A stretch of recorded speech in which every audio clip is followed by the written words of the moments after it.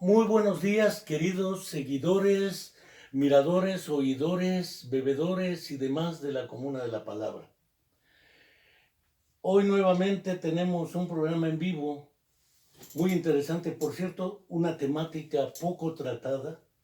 Se la vi alguna vez en una entrevista más de divulgación científica al recientemente fallecido, hace 2 días, por cierto, Eduard Punset, catalán.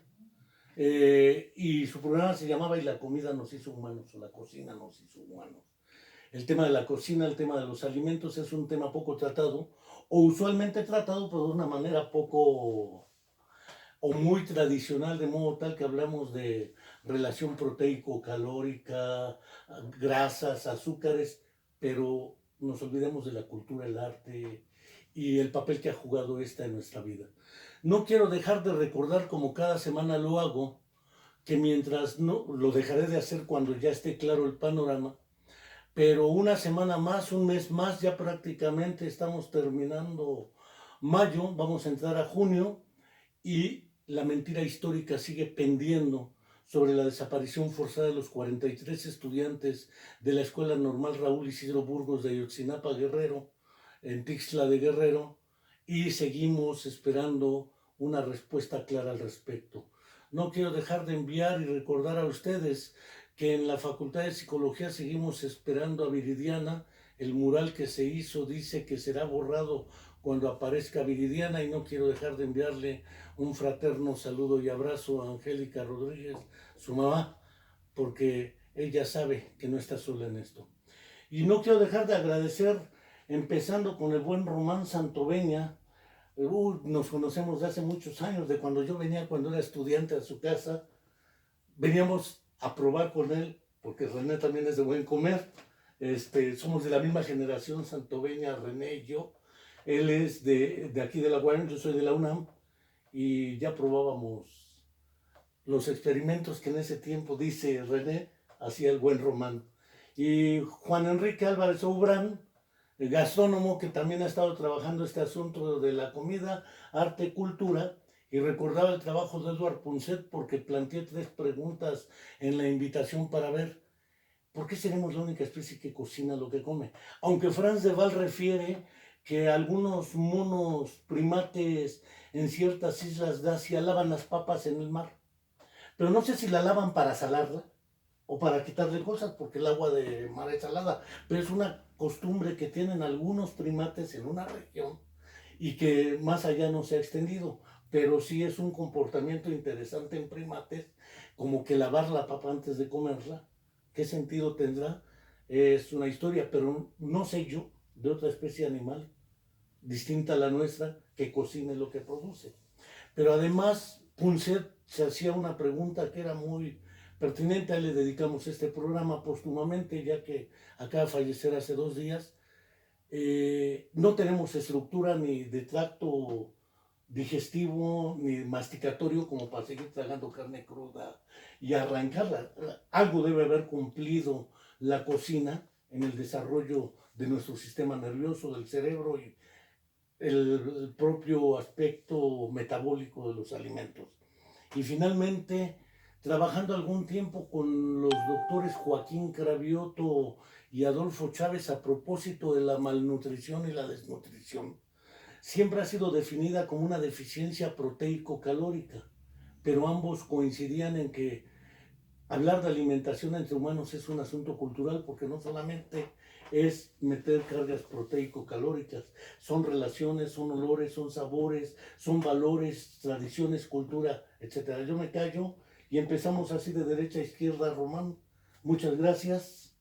Al contrario, gracias a ti, Enrique, por esta visita y me siento muy honroso porque sé que te escuchan muchos universitarios y gente que aprecia la cultura aquí en Morelos y en otros estados. Juan. Pues yo estoy muy agradecido de que me invites a tu programa y bueno, a ver qué resulta del día de hoy y qué podemos aportar a este tema, ¿no? Pues empecemos con el primer asunto. ¿Sí seremos la única especie que cocina? ¿Y por qué será? A lo largo de la historia no conozco otro referente. No, yo tampoco. Pues tiene que ver, esto lo explica la antropología física sobre todo. Son asuntos que entran, si lo planteamos desde el estructuralismo, algo que tiene que ver con el lenguaje, ¿no? Desde que el lenguaje humano se estructura, las primeras especies de homínidos, ya si lo vemos desde el hombre de Cromañón, empieza a utilizar el fuego y los instrumentos para desollar los animales, ¿no? Se sabe que eh, los cerebros de los herbívoros eran más pequeños, los carnívoros por las mismas grasas y otras proteínas crecieron más, pero sí es cierto que ya mucho que tiene que ver con lo de la carne, el comer carne en la actualidad puede ser algo más bien deficiente que algo que nos aporte algo necesario para la vida diaria.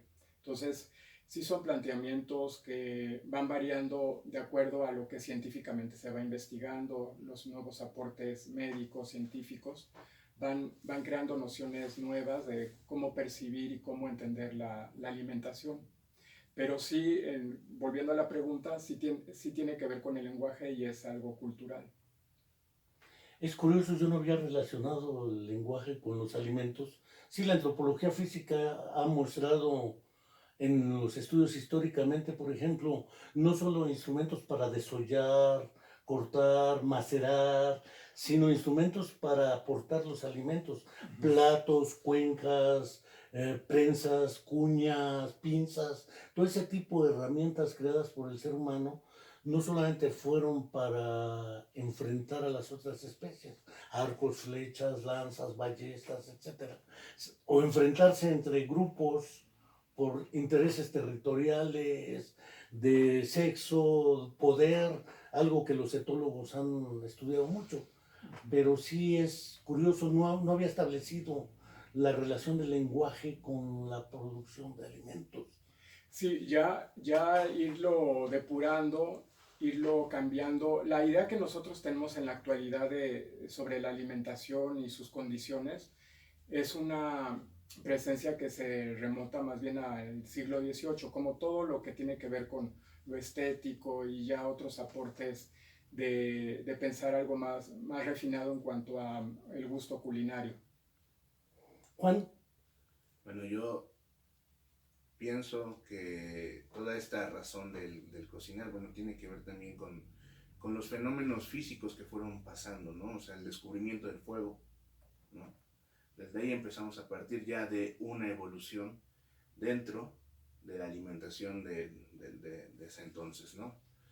Como bien lo plantea Punset, el fuego fue algo sumamente importante, ¿no? La primera, o lo primero que se tiene en la historia, son estas herramientas que utilizaban para golpear la carne y reblandecer las fibras musculares. De esa manera poder deglutir de mejor manera, ¿no? Al tener ya una reacción física dentro de la carne, el hombre empieza a evolucionar, los dientes, la mandíbula empieza a cambiar. Después del descubrimiento del fuego, yo no sé cómo habrá sido esta parte, ¿no? de la experimentación y de la necesidad humana y animal de experimentar, ¿no? Entonces, ¿quién habrá sido el que haya puesto un pedazo, ¿no? de carne o de verdura a someterla a una fuente de calor? Al someter un alimento, sobre todo un cárnico, a una fuente de calor, empieza un proceso de desnaturalización enzimático. Detienes totalmente las reacciones enzimáticas y por ende hay un reblandecimiento de fibras y es mucho más fácil procesar este alimento orgánicamente para el ser que lo consume que comer un alimento crudo, ¿no? Punset lo hace, el doctor que entrevista a Punset explica cómo una serpiente, ¿no? Una pitón, le dan carne cruda y le dan carne cocida. Y se ve científicamente que la reacción de metabolizar lo que le dieron es mucho más acelerado cuando ya le dan un alimento sin estas enzimas que lo que cuesta trabajo al digerir es las reacciones enzimáticas. El mismo organismo tiene enzimas que están diseñadas para deshacer los alimentos que entren y jalar las proteínas o los aportes nutrimentales que tengan hacia las partes que los necesiten. Cuando metes un alimento crudo, tienes que pelear enzima contra enzima y posteriormente empieza ya el proceso de digestión. Si metes un alimento cocinado, ya no tienes que pelear enzima con enzima, porque ya desnaturalizaste las enzimas y la absorción de los valores nutrimentales de una proteína como es la carne es mucho más rápido, ¿no? Yo creo que parte la necesidad de cocina, parte de las situaciones de vida, ¿no?, que se vivían. También de ahí vienen más adelante métodos de conservación y demás, ¿no? Porque ya tenían métodos de cocción rudimentarios, pero ya existían, pero de todas maneras no podían detener los procesos de descomposición. Y como lo decías, todo esto de los platos, todo esto de los instrumentos que se fueron inventando, yo tengo ahí una suposición que fue por higiene. Porque al tú poner una carne ya cocinada, que eliminas también microorganismos patógenos, al ponerla en una superficie que pueda estar contaminada, se contaminaban, por ende morían, ¿no? Es curioso lo que planteas porque aprecio una visión un poco teleológica. Pareciera ser que el hombre prehistórico, teniendo como separación clara, la historia nace con la escritura, antes de la escritura será prehistoria. El hombre prehistórico lo hacía por higiene, o dos, al hacerlo lo descubre, que no es lo mismo aunque parezca igual, porque efectivamente él no piensa en evitar los bichos patógenos, porque además en esa época ni el conocimiento existía como para poder identificarlos, pero ya implica tres actividades: la cacería o la pesca, según la región donde estuvieran, que es una actividad terriblemente nómada, porque hay que corretear al animal. No eran nómadas porque fueran atrasados, porque el animal se mueve. Hay que cazarlo, traerlo, desollarlo. Todavía no se descubre la agricultura, es un descubrimiento más tardío, pero aparte de la agricultura y la pesca, después la conservación viva a través de la ganadería, pero la conservación del alimento preparado, que es otro tipo de descubrimiento, la creación de instrumentos, vasijas y demás, y el cambio del sabor, el gusto, qué sé yo. No sé si usaban la sal, son cuestiones que en su momento pueden irse explicando a través de la antropología física, dijeras, pero parece ser que antes del verbo fue la acción, dijera Goethe. Más que la Biblia decía en el principio fue el verbo, probablemente en el principio fue la acción y después de la acción vinieron otros descubrimientos que se fueron haciendo necesarios. Planteado hasta ahí el terreno, somos la única especie que cocina, pero además olores, sabores cambian. Reuniones, se come a determinadas horas. En esa época comían cuando había seguramente y no con horarios como ahora. Esto implica ritmos y relaciones de grupo, división del trabajo, unos cocinan, otros cazan, etc. Y no es que hayan sido muy machos los cazadores y excluyeran a las mujeres para ciertas tareas. Es una división natural del trabajo. Pero esto de la alimentación se nos ha escapado. ¿Cómo recuperarlo? Porque ahora es bien fácil decir, no, pues no comamos carnes, volvámonos vegetarianos o volvámonos veganos, por las razones que hubiera de fondo. Y decías, bien, antes no tenía el mismo impacto que ahora el consumo de las carnes. Hoy tiene otro impacto. Histórica y culturalmente también va cambiando esta dinámica de la alimentación. ¿Qué podemos plantear al respecto? Tradiciones de regiones. En regiones se cocinan unas cosas, en otras, en unas de una manera, en otras de otra manera. ¿Esto cómo lo tratamos? Porque el problema de la desnutrición debe ser un problema más contemporáneo que prehistórico, me imagino. Bueno, sí, si lo pensamos en la actualidad, hay un texto denominado Ricos flacos y gordos pobres. que se refiere precisamente a lo que estamos viviendo, ¿no? Y como decía, culturalmente va habiendo nuevas manifestaciones que antes no se presentaban, por ejemplo, la anorexia, bulimia, que son tendencias más contemporáneas, pero que tienen que ver con factores nutricionales, ¿no? Y tienen que ver también con, hablando de que somos lo que comemos, como decía Fulbra, son factores que inciden en cómo nosotros culturalmente asimilamos lo que es la comida, el sentido de la comida, ¿no? La desnutrición o lo que podemos ver en la actualidad, pues también son factores de tipo económicos, ¿no? Todo lo que son carbohidratos y cosas que no generan una alimentación adecuada, pues son mucho más baratas, pero es un decir, porque también lo que impacta médicamente o los efectos que va a tener secundarios, pues no son tan buenos.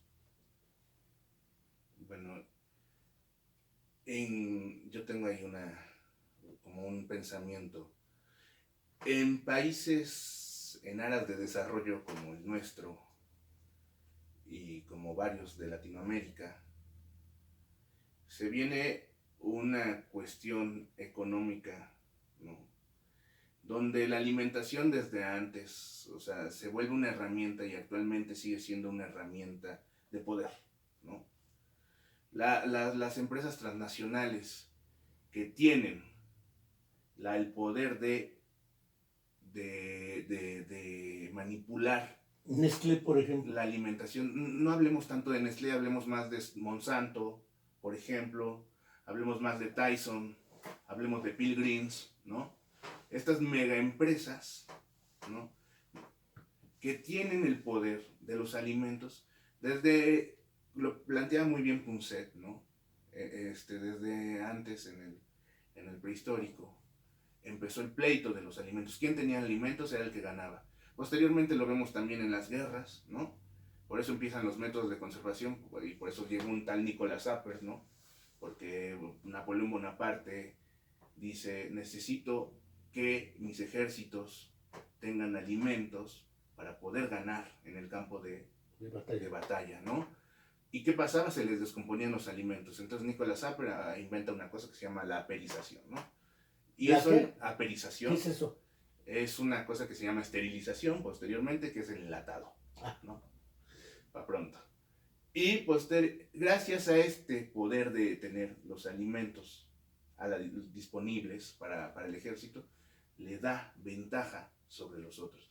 Siempre ha habido, y creo que actualmente hay más esa situación del poder de los alimentos. Mira, eso no lo vemos cotidianamente. La importancia de las guerras, por ejemplo, y esta de la aperización que dices, o lo conservar en enlatados, porque te da la ventaja. Tienes una ventaja absoluta sobre el otro enemigo, ¿no? Desde los visigodos, por ejemplo, un grupo militar de la España antigua, ¿no? Pues ellos tenían otro sistema que eran las melimelas. Las melimelas eran tener frutas en conservas, o sea, en néctares, en lo que ahora actualmente llamamos las frutas secas. No, frutas en almíbar, ¿no? Y eso, no les daba nunca escorbuto a ellos, entonces tenían ventajas, ¿no? Pero actualmente estamos sufriendo toda esta guerra de alimentos a la máxima expresión. Como bien decía Román, la carne actualmente es más dañina. ¿Por qué? Porque hay una sobreproducción sin tener los cuidados alimenticios para el ganado. No hay una sobreproducción de res, hay una sobreproducción de bovino, sin tener los cuidados adecuados para que esta producción sea la mejor y la más conveniente. Pero bueno, hay unos locos, hay visionarios, ¿no? Sobre todo en países super primer mundos, ¿no? Que están haciendo ganados de distintas maneras. Japón ahorita tiene una cosa que está muy de moda en todos los países, que se llama carne Kobe, que es de una vaca que es Wagyu, se produce en la zona de Kobe, se industrializa en la zona de Kobe. Es como una vaca, super vaca, pero que ya hicieron unos estudios científicos de la cantidad proteica y de los beneficios que tiene esta carne para la salud. Bueno, una carne de estas sí tiene beneficios, sí te da un aporte nutrimental, ¿no? No te puedes pasar de cierto gramaje, pero es una carne carísima. Entonces, ¿qué pasa con este choque cultural de dos mundos? Primer mundo y lo que está pasando, ¿no? Estados Unidos ya no es el primer país que tiene obesidad, ¿no? Los primeros países están entre los países tercermundistas. ¿Qué te dan? Te dan alimentos del primer mundo, y no me refiero a alimentos de calidad por ser del primer mundo, sino alimentos industrializados a precios más bajos. Con conservadores que... Con aditivos alimentarios dañinos, con colorantes. Aunado a eso que México tiene muy pocas regulaciones y normativas para el uso de aditivos, ¿no? Entonces, entran estos alimentos del primer mundo, ¿no? Procesados, industrializados, y evidentemente son mucho más baratos que los alimentos tradicionales. O sea, entonces golpean culturalmente lo que se estaba acostumbrado a comer Planteas dos cosas. En una región. El mercado externo le rompe la suya al mercado interno. Ese es un primer impacto de esta guerra económica. Es una guerra económica. Es una guerra económica. Es una guerra económica que tiene implicaciones también militares. Evidentemente. Es una herramienta para beneficios económicos del desarrollo del capitalismo contemporáneo en términos de monopolización. Decías Monsanto, decías Pilgrims. Podemos decir varias, ¿no? Las aguas, Nestlé, toda esa historia, leches, demás. Pero hay un segundo fenómeno que me parece curioso. Naturalmente, cuando Europa descubre América, ¿sí?, es porque estaban buscando la India. Quizás de ahí viene lo de las Indias y los indios.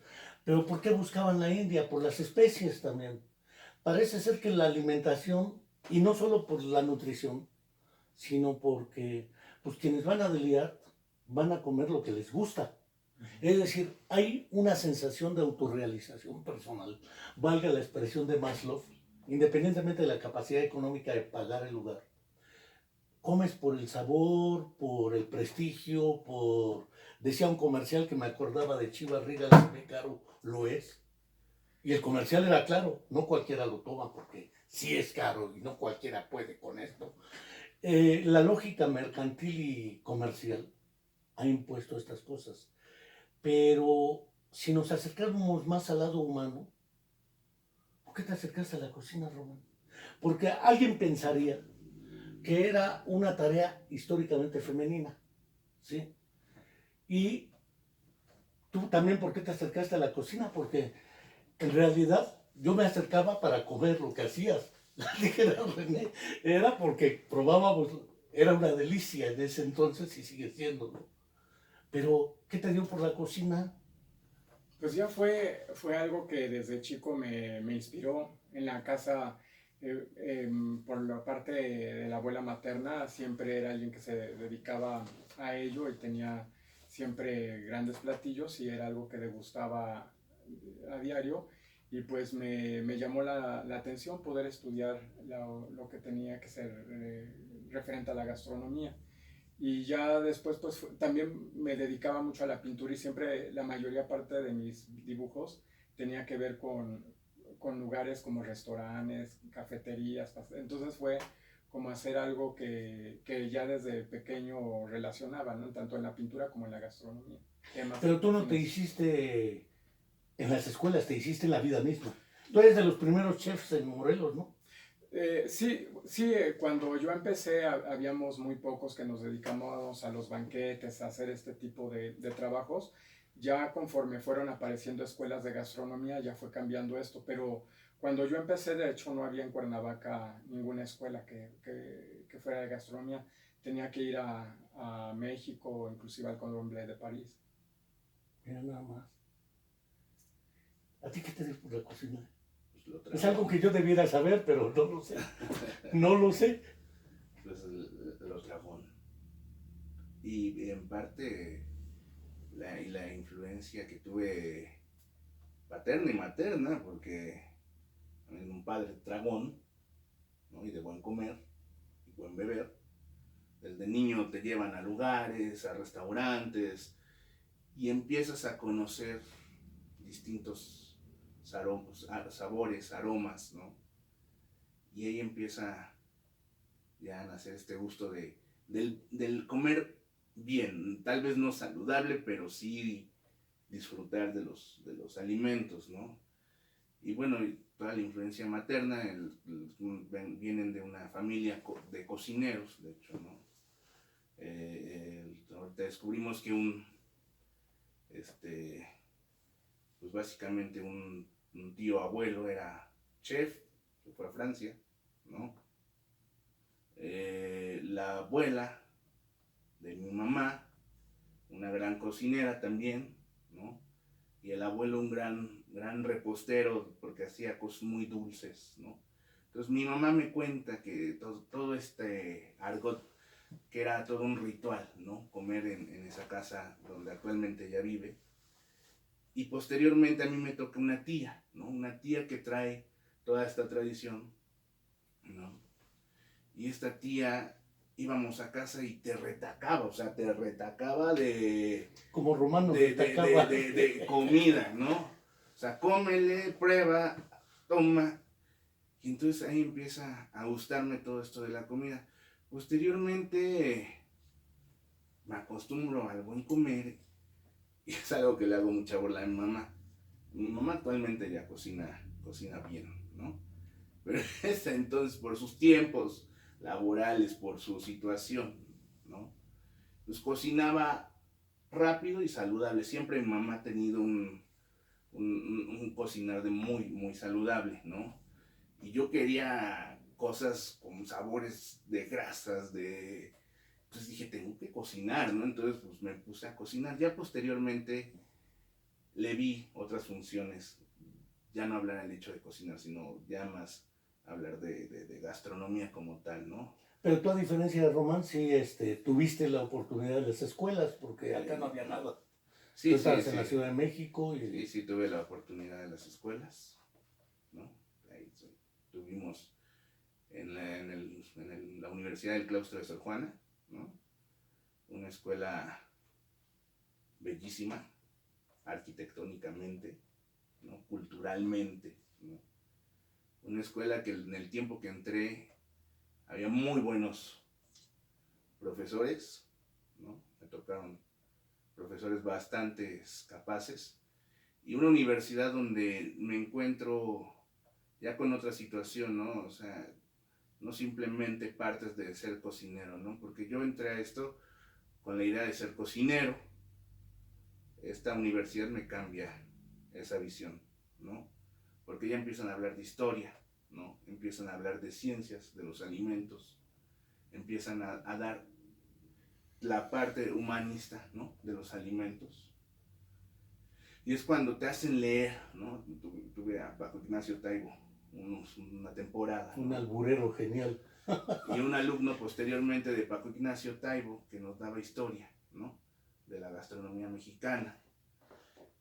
Y curiosamente marcan mi camino, porque es donde empiezas a entender. Luego tuve otro profesor que lo saludo, que es Miguel Ángel Budoira, ¿no?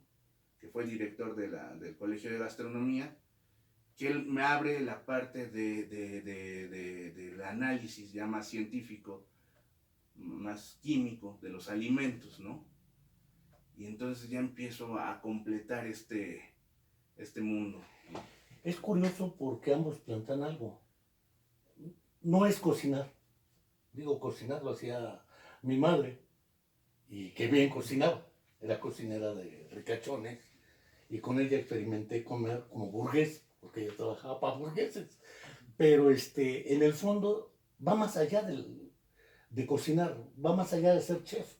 Es toda la cultura, la pintura, la música, porque músicos, pintores, poetas han sido excelentes gourmets y cocineros y bebedores. No voy a hablar de maridajes y esas cosas, porque es que eres de vender chicles al señor Adams aquí, y no voy a hacer eso, meterles paletas en el Polo Norte, porque ustedes son los expertos en el asunto. Pero indudablemente, más allá del cocinar, el placer, un amigo me decía, ya fallecido, un tal Luis Jorge Sosa, que era violinista en la OSEM, en la Sinfónica del Estado de México, decía, no, además el arte de cocinar es el arte de verle la cara al que come, y el arte de ver que te dice, dame más. ¿Cómo se vive esa experiencia del servir el otro que no soy yo, el otro que le da existencia a lo que hago? Porque si lo que hago no tiene un otro, es como escribir sin lectores. Yo supongo que es algo similar acá, ¿o me equivoco? No, no, claro que no. Eh, Hablando de lo que estás comentando, todo lo que implica la gastronomía, también otro factor que es muy importante, inherente también a la cocina, la religión, ¿no? Por ejemplo, la concupiscencia que puede haber entre los elementos de el pecado, La el gusto lujuria. por la gula, que están muy bien explicados en la película, por ejemplo, del Festín de Babel, en donde podemos ver esto que tú estás mencionando, ¿no? Como algo que culturalmente se trata de denostar, de que no sea algo en lo que haya una fijación, por más que se trata de cubrir esto, llega un momento en que es más fuerte el sentido que puede capturar a las personas cuando se hace algo bien hecho culinariamente, y que pues en esta película trata de mostrar ese otro lado, ¿no? Tratando de romper esa estimación religiosa. Entonces es un buen ejemplo de esto, ¿no? Pero así son varios factores, ¿no? Que inciden en lo que tiene que ver con la alimentación. Y como decía al principio, o sea, sobre todo después de la revolución industrial, pues se dieron varios cambios, ¿no? En cuanto a la percepción, la clase burguesa, que va a ser la que va a marcar la pauta de un seguimiento cultural, y también esto se va a reflejar en lo que se come, esta, este gusto por el refinamiento de la comida, por ya utilizar todo con una manera más precisa y ya más adecuada de lo que va a ser la comida, pues va a ser la tendencia. Y esto ya va a cambiar hasta el siglo XX. Por ejemplo, Roland Barthes, cuando en los años 70 escribe Mitologías, hace una crítica del bistec y de las papas fritas y de la cocina, criticando la cocina francesa, que utilizaba muchas salsas, muchos gravies y condimentos para ocultar el sabor original de los platillos, y trata de buscar una nueva tendencia, ¿no? Entonces viene la Nouvelle Cuisine, que trata de explorar nuevamente lo más esencial de los sabores y de los alimentos. Es curioso porque efectivamente el olor. Hay gente que desprecia comidas por el puro olor, el sabor y la visión. En autismo he observado que tienen ciertos estereotipos para comer. Teníamos un paciente o una persona que si se le juntaba el pepino, color verde, con un color como la zanahoria, se negaba a comerlo, solamente por la representación visual del platillo. Entonces tenían que separar por colores lo que come. Sí. Desde que estuve en el internado, el problema del olor y del tacto. Porque al tacto ciertos alimentos son despreciables, me comentaba un colega ciego en el internado. Por la textura tú puedes sentir si un alimento vale o no la pena. Digo, oye, no puede haber prejuicios, porque yo puedo pensar, no he comido nunca cierta cosa y solamente por la forma que le veo digo, no me lo como. Insectos, por ejemplo. Aunque hay gente que decía, todo lo que huele, que nade o se arrastre, es comible, es comestible, ¿sí? Chapulines, gusanos, pero hay gente que dice, no, yo a eso no le entro, no a todo, que los insectos forman parte de una tradición en nuestra América Latina. Sí, sí, sí. Hay tradiciones, en Perú vi que tienen hasta 40 diferentes especies de papa que la utilizan como camas, como acompañante del platillo fuerte, es decir, la variedad. Y la regionalización también, porque no es como dice Jesús, que llegaron los españoles y gracias a la tortilla y a la carne que trajeron se hicieron los tacos de carnitas. Digo, Jesús así como que se orina fuera del bacín, pero fuera de esas excentricidades ideológico-políticas. El problema de la influencia de la conquista de España en la alimentación prehispánica, porque había alimentación aquí, estaba sustentada en el maíz, por ejemplo, y probablemente insectos, el pulque, este tipo de extractos distintos al vino. El vino era impensable acá. Ciertos alimentos eran impensables acá porque no existían.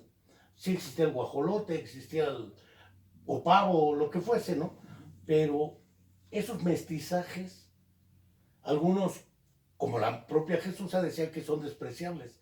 En realidad, ¿qué ventajas nos ofrecen? Porque todas las especies, aunque son de Oriente, le llegan a España después de la conquista arábiga, que también los tuvo a ellos, y a través de ellos nos llegan no solo enfermedades, sino alimentos, tradiciones y la religión, porque ciertamente es pecado capital la gula, ¿sí?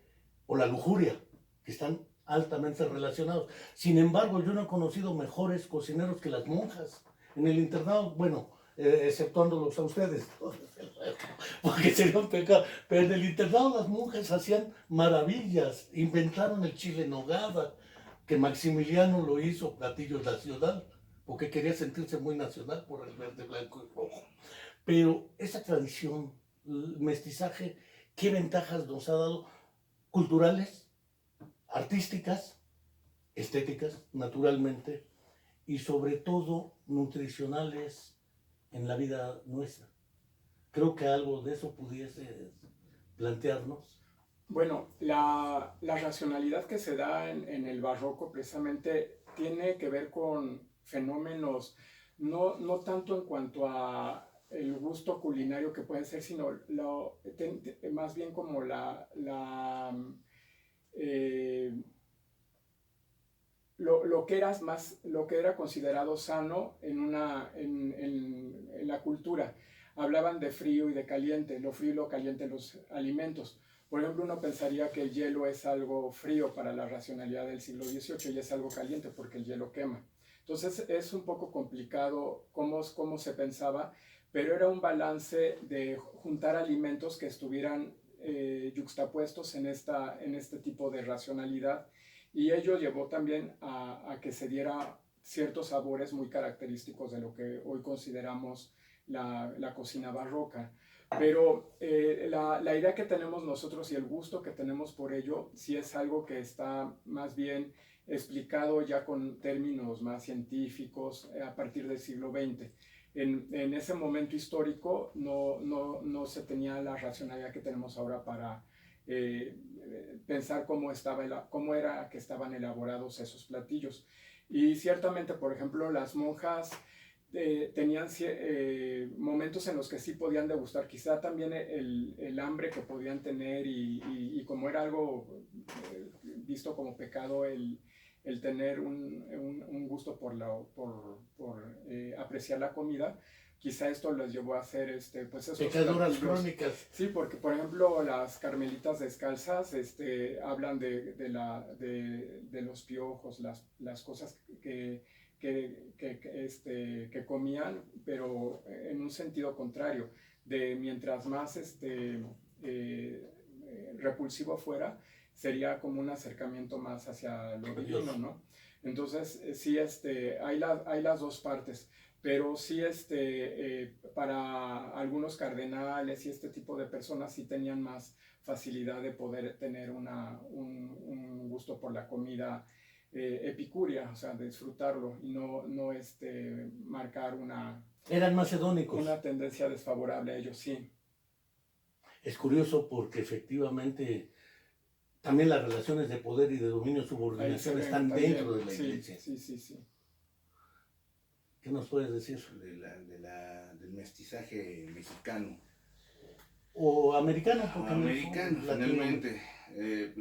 México sí tuvo muchas influencias. Actualmente lo podemos ver, los moles, ¿no? Los moles son curries, ¿no? La cocina especiada. Ahora también, hablando de los conventos, hay unos libros muy bonitos que hablan de la cocina de los conventos, ¿no? Hay uno que representa, que es Sor Juana y la cocina, ¿no? Donde narra todas las experiencias. O la poesía y la cocina, porque había alguien que escribía sonetos. Está Cyrano de Bergerac, el pastelero que hacía sonetos para cada pastel. Bueno, sí, también, ¿no? Y la representación que se le iban dando a cada platillo. También con la llegada de los españoles, llegan evidentemente dos productos básicos de España, que es el olivo y las vides. La uva. La uva, para hacer vino. curiosamente ahí hay un estudio donde creo que América Latina ya tenía uvas, pero uvas silvestres que no podían producir ningún tipo de vino ni eran, vaya, como tan comestibles. Vaya. Y curiosamente la iglesia es la que cuida estos productos, ¿no? Porque por órdenes de Hernán Cortés, dicen que en cada lugar donde se pudiese sembrar y se pudiera crear olivos y vides, se iban a poner. Entonces todos los que hacían eran los altos magistrados del poder eclesiástico, tenían viñedos, ¿no? Dolores Hidalgo, ¿no? Ahí vemos las zonas regularmente de México que tienen viñedos. El Bajío. Eran porque estaban muy ligados a esta tendencia. Posteriormente viene una prohibición por, no me acuerdo si fue Felipe, el que prohíbe la producción de vino en el Nuevo Mundo. Y los que guardan y los que protegen de que no quemen los viñedos, curiosamente es gente con poder eclesiástico, ¿no? Entonces también viene esta parte, a mí me interesa mucho eso, pero de todo el vino, cómo se fue guardando en México, ¿no? Posteriormente, pues bueno, sí tenemos ya una combinación de alimentos con la traída de carnes, ¿no? Llegada de carnes, lo que había, embutidos, ¿no? Y se empieza a ver una combinación de lo que ya estaba con lo nuevo, ¿no? Pero regularmente la combinación se da más en las clases altas, ¿no? No se da, yo creo que realmente los nativos, los indígenas no llegaron a probar varias cosas, ¿no? Ahí Sagún marca una vez que el puerco les encantó, ¿no? Al Tlatoani cuando le dieron a probar puerco, dijo, esto se parece mucho a un ritual que tenemos que se llama el pozolli, actualmente pozole, ¿no? Entonces que cuentan que se hacía con carne humana, ¿no? Eso quién sabe. Bernardino de Sahagún lo dice, ¿no? Pero bueno, quién sabe, también podría ser una situación de meritar al pueblo indígena, pero sí hay una realidad de que el puerco se vuelve un alimento esencial en la cocina mexicana, ¿no? Pensar el ají o el chile, porque además es un gusto muy... Lo he visto en la India, tragan duro lo picante, curries que hacen. Pero a nosotros nos da por tragar hasta habanero. ¿Por qué ese gusto por la capsaicina, que es un mecanismo de protección de la planta contra insectos? Pero a nosotros nos fascina el picante, bueno, algunos. El gusto por el dolor, quizás muy freudianamente visto, es como autocastigarnos, ¿no? Por la gula. Bueno, pero es algo que viene desde antes de la conquista. O sea, no traían ese... Sí, esto era nuestro. Sí, esto ya es más europeizado y tiene que ver más con preceptos religiosos que los que había antes de la conquista aquí. O sea, porque ya se consumía el chile como un alimento básico. Bueno, pues neurológicamente hablando, pues dopamina, ¿no? La capsaicina genera una cosa que se llama pungencia, ¿no? Y evidentemente el cuerpo es como si tuvieras una herida en boca fuerte. El cuerpo, para inhibir ese malestar, empieza a soltar dopamina, ¿no? Entonces la capsaicina yo creo que se empezó a consumir por esa situación. Por un principio del placer. Del placer. Hedónico. Sí, yo creo que sí es. Ahora, la nueva cocina esa de que te echas una capsulita en la boca y se expande, esas cosas medio extrañas que no come en general la gente, lo comen ciertos sectores sociales. ¿Qué hay con esas nuevas modas de cocina? ¿Cómo se llama? Etcétera. Sí, la cocina molecular va a ser, pues a partir de los años 70 se empieza a romper y a dispersar el ámbito de lo culinario, pero sí también queda marcado a ciertos sectores culturales, ¿no? A poder económico también más alto, porque son restaurantes que no son nada baratos y que eso es una experiencia culinaria, pero tiene que ver también con un factor de tipo socioeconómico. Y son valoraciones que se van poniendo de moda, ¿no? Como decía, la primera tendencia que marcó mucho esto va a ser la nouvelle cuisine, después el multiculturalismo de hacer fusiones de comidas de ciertos lugares con otros va a ser la tendencia que prevalece todavía. Esta idea entonces de la molecular es una idea muy extraña, ¿no? Digo, la gente no llega y te pide en Deliar cocina molecular. No, ¿O tú no, haces cocina? no, porque se requiere otro tipo de artefactos y otro tipo de elementos que entran más dentro de la química, la física para crear este tipo de alimentos.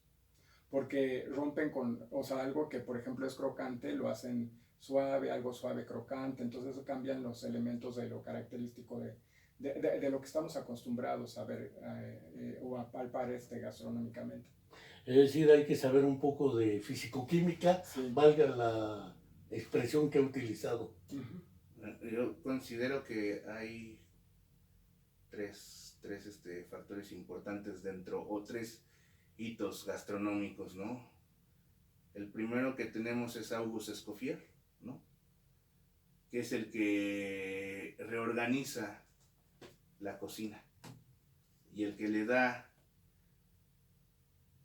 orden a todo lo que se lleva dentro de la cocina. Él crea fondos, que es un fondo, es un caldo, ¿no?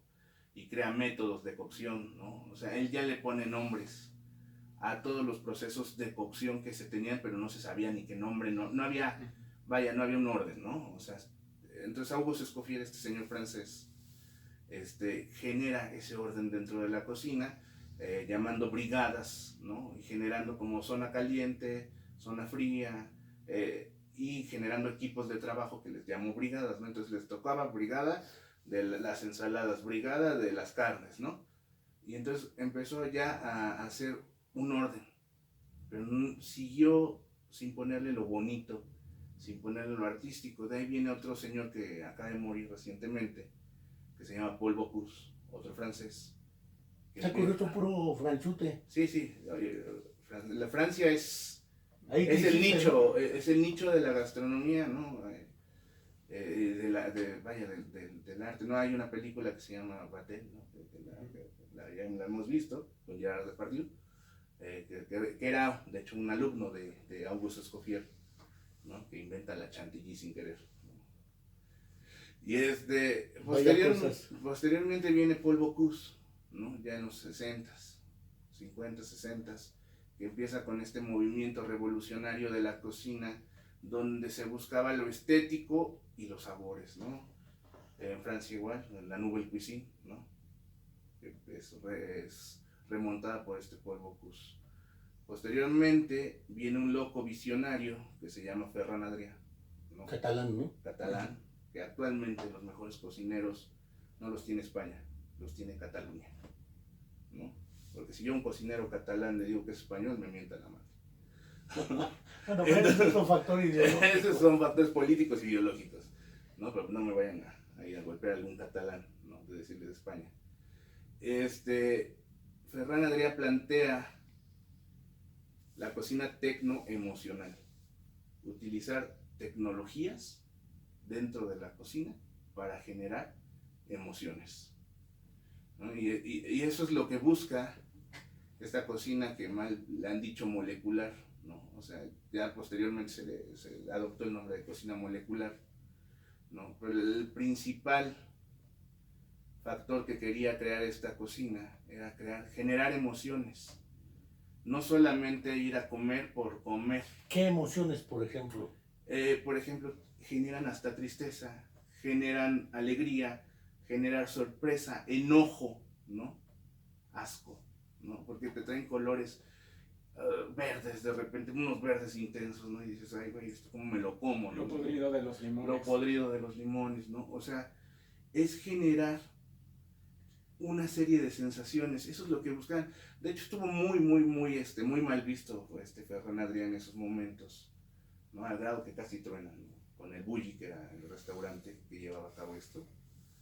Y posteriormente se vuelve, como bien lo dice Román, se vuelve una tendencia.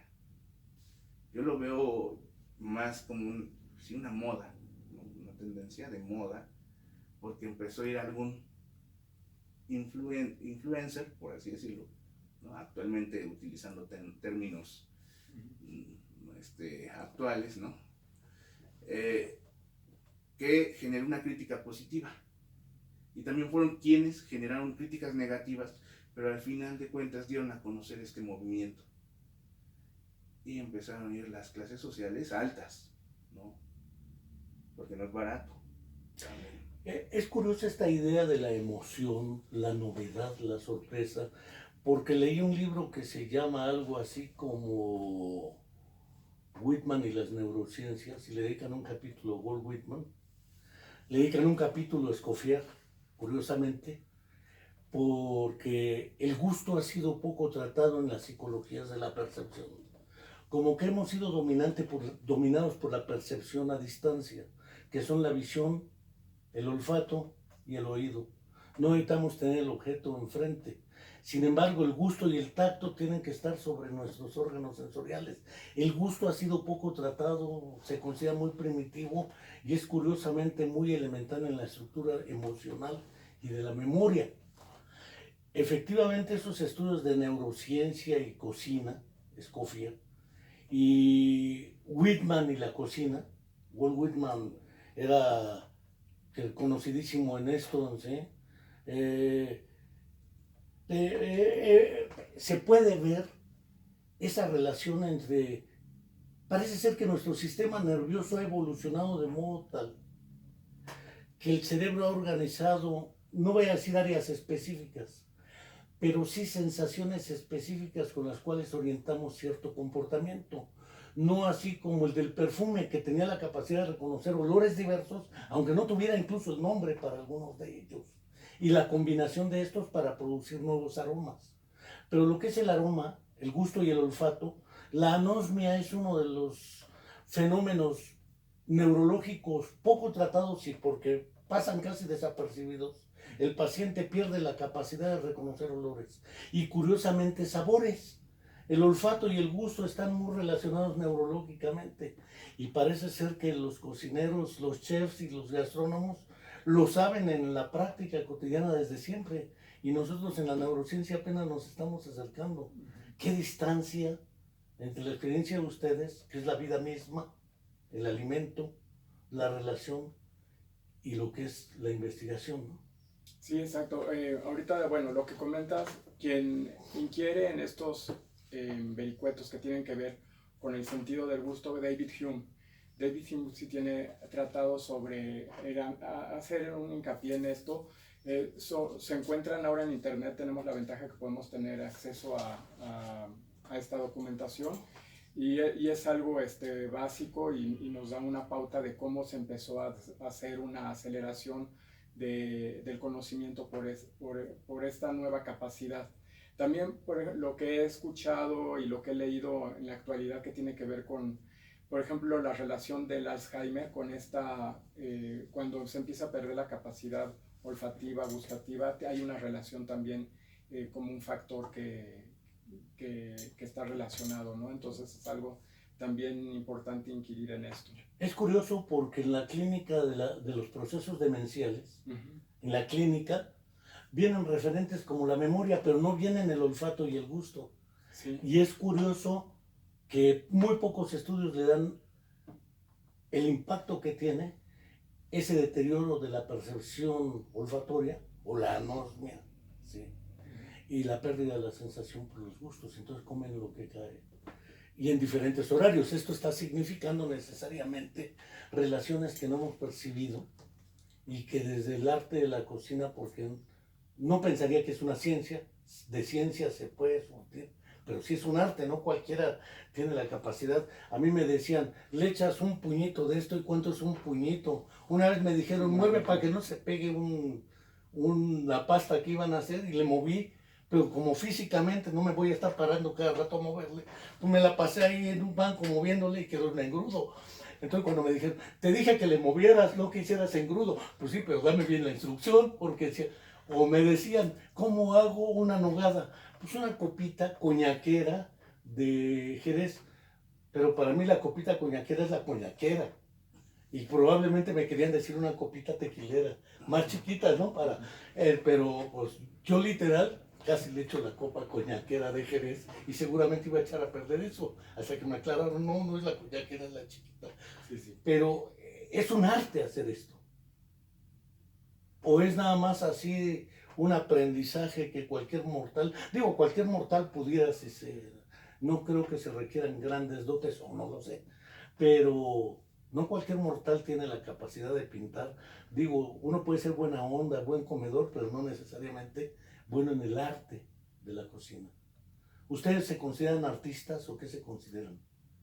Bueno, tú haces pintura y música y todo esto. Bueno, sí veo una relación distinta entre el arte en mayúsculas y la gastronomía. Sin embargo, en la actualidad, la manera de plantear el arte ya entra en categorías en las cuales algo sí se puede hacer de forma artística, ¿no? O sea, de hecho, hay ahora restaurantes o también cenas en las cuales se intervienen en varios aspectos, o sea, un performance con actores y un ambiente relacionado en algún tiempo, en una época o con ciertas circunstancias que den una idea o trabajar con estas sensaciones, ¿no? Que es algo muy contemporáneo en cuanto a la aplicación de las artes.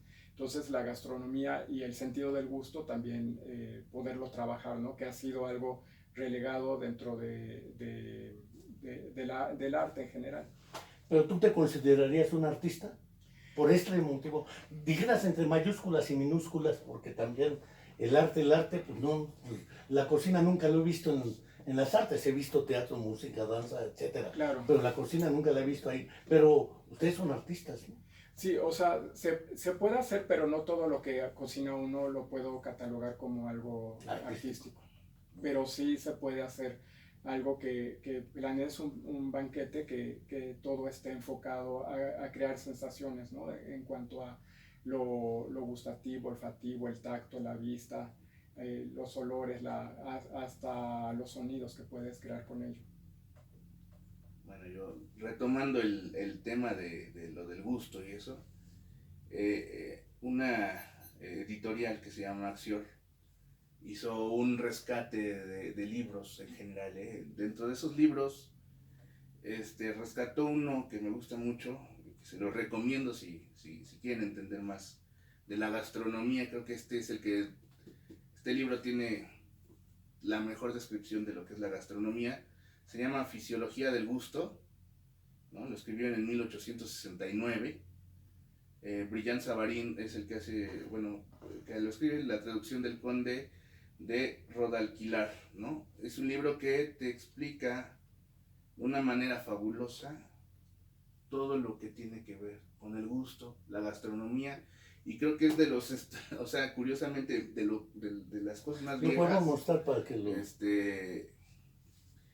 te lo paso, Enrique. De las cosas más viejas que conozco, al menos yo, ¿no? Y que tienen la mejor descripción de lo que es el gusto y la gastronomía. Y en cuanto al arte, sí ha estado la gastronomía implícita en el arte. En el 2007, Ferran Adrià logra entrar a una exposición que se llama La Documenta, una exposición que se lleva originalmente en Kassel, en Alemania. En 2007 es invitado Ferran Adrià a esta exposición, y es la más grande, la más pesada del arte, La Documenta. Es curioso, ya prácticamente vamos a terminar, pero el hijo de Liceo Guajardo, Julián, está trabajando en Dinamarca. Estuvo en el Noma. Y nadie piensa en los Países Bajos, pero tienen una tradición quesera, lechera y de este tipo de cosas. Y pues ahí han trabajado y antes, ¿quién iba a pensar que se pueda vivir de esto, no? Porque decía, ¿cómo que voy a estudiar gastronomía? A lo mejor él ha de haber sufrido más en pensar, voy a ser gastrónomo, ¿qué va a decir mi papá? ¿Ha de querer un científico? ¿Ha de querer otra cosa? ¿Tú nunca tuviste ese conflicto de qué pensaran si escogías dedicarte a la cocina y a esto? No, para nada. No, todo bien. Tú sí. Yo sí un poco, pero...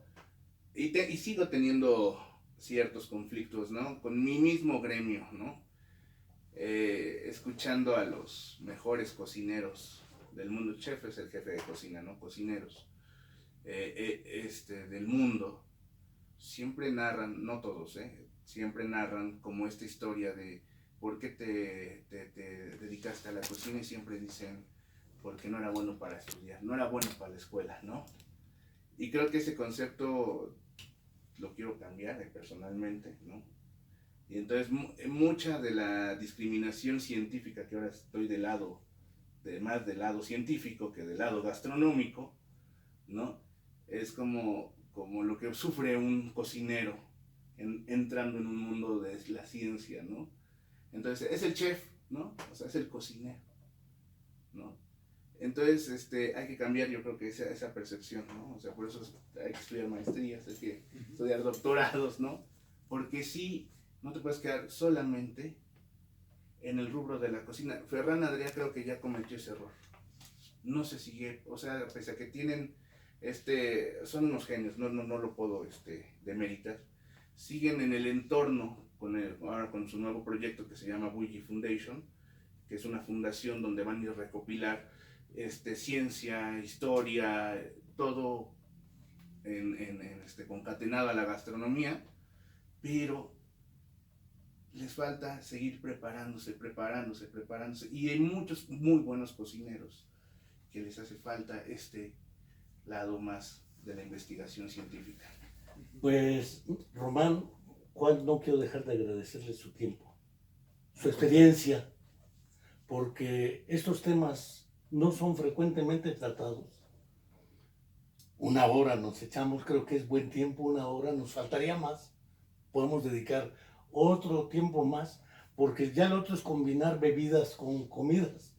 Desde vino, si es blanco, si es tinto, si es rosado, si es dulce, si es un mezcal, si es tequila, si es charanda, si es sotol, si es lo que gusten, porque hay una variedad también de producción de drogas permitidas, el alcohol, el café, son dos drogas altamente promocionadas, a diferencia de otras prohibidas, pero indudablemente yo quiero creer que nuestros seguidores, que para fortuna no son pocos, dijera Román, vean también este lado que solamente lo vivimos cuando comemos, pero de él no reparamos y hacemos esas falsas dicotomías. No solo frío caliente, agradable desagradable, gustoso no gustoso, y naturalmente científico no científico. Cualquiera cocina, dicen no es enchilame otra, pero hacer enchiladas tampoco es tan enchilame la que sigue. En realidad hay un menosprecio generalizado por ciertas tareas. Maestro cualquiera es, médico no cualquiera. Entonces parece ser que existen también esas dicotomías discriminatorias, excluyentes e invisibilizadoras de lo que es el arte de la cocina. Perdónenseme la palabrota arte, pero el arte de la cocina, y ustedes los artistas. Muchas gracias, y no sé si quieran decir algo a nuestro auditorio para cerrar esto. No, bueno, agradecer nuevamente la invitación. Muchas gracias. Pues igual yo agradezco la invitación, y pues que la gente vaya leyendo más acerca de este mundo tan grande que es la gastronomía. Pues queridos seguidores, hasta la próxima.